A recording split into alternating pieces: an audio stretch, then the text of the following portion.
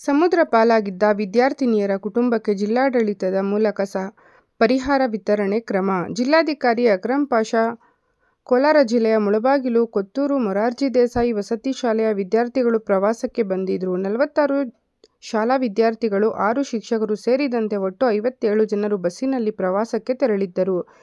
ಸಂಜೆ ವೇಳೆ ಸಮುದ್ರ ನೀರಿನಲ್ಲಿ ಈಜುವಾಗ 4 ವಿದ್ಯಾರ್ಥಿಗಳು ನೀರಿನಲ್ಲಿ ಕೊಚ್ಚಿ ಹೋಗಿದ್ದರು.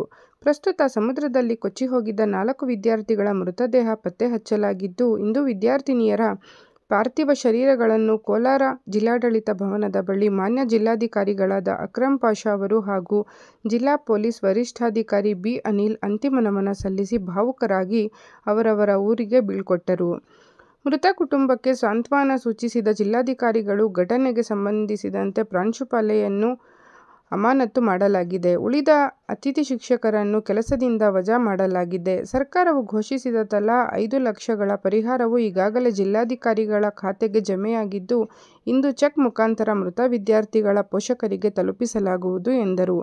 ವಸತಿ ಶಿಕ್ಷಣ ಸಂಘಗಳ ಸಂಸ್ಥೆಯ ಮುಖ್ಯ ಕಾರ್ಯನಿರ್ವಹಣಾಧಿಕಾರಿ ಕಾಂತರಾಜು ಅವರು ಮಾತನಾಡಿ, ಮರಣೋತ್ತರ ವರದಿ ಆಧರಿಸಿ ಇಲಾಖಾ ವಿಚಾರಣೆ ನಡೆಸಲಾಗುವುದು. ಘಟನೆಗೆ ಸಂಬಂಧಿಸಿದಂತೆ ನಿರ್ಲಕ್ಷ್ಯ ವಹಿಸಿದ ಯಾರನ್ನೂ ಬಿಡುವ ಪ್ರಶ್ನೆಯೇ ಇಲ್ಲ.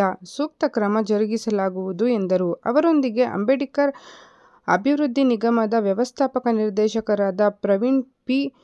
ಭಾಗ್ಯವಾಡಿ, ಕರ್ನಾಟಕ ವಸತಿ ಶಿಕ್ಷಣ ಸಂಸ್ಥೆಗಳ ಸಂಘದ ಮುಖ್ಯ ಕಾರ್ಯನಿರ್ವಾಹಕ ಅಧಿಕಾರಿ ಕಾಂತರಾಜು, ಸಮಾಜ ಕಲ್ಯಾಣ ಇಲಾಖೆಯ ಜಂಟಿ ನಿರ್ದೇಶಕ ಶ್ರೀನಿವಾಸ್ ಸೇರಿದಂತೆ ಜಿಲ್ಲೆಯ ಹಿರಿಯ ಅಧಿಕಾರಿಗಳು, ಸಿಬ್ಬಂದಿಗಳು ಹಾಜರಿದ್ದರು.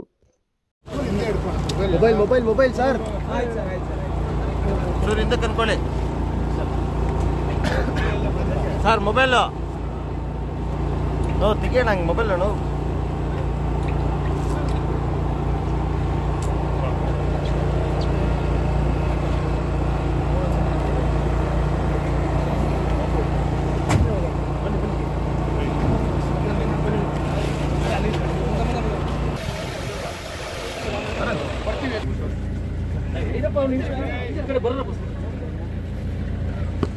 ಇಲ್ಲಿ ಸ್ವಲ್ಪ ಕೂತ್ಕೊಳ್ಳಿ ನೀವು.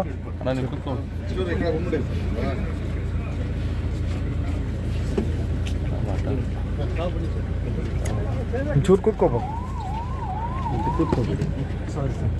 ನಾವು ಸ್ವಲ್ಪ ತಳ್ಳೋಣ. ಗಾಡಿ ಚಾಲು ಇದೆ, ಗೇರ್ ಇಲ್ಲ ಗೇರಲ್ಲ ಈಗ.